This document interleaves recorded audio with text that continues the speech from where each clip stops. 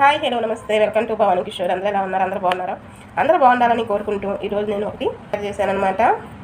ఇది ఏమిటనుకుంటున్నారా? జెండు బామ్ కాదు, beetroot lip balm నేను చేశాను. ఈ వీడియో అప్లోడ్ చేస్తాను.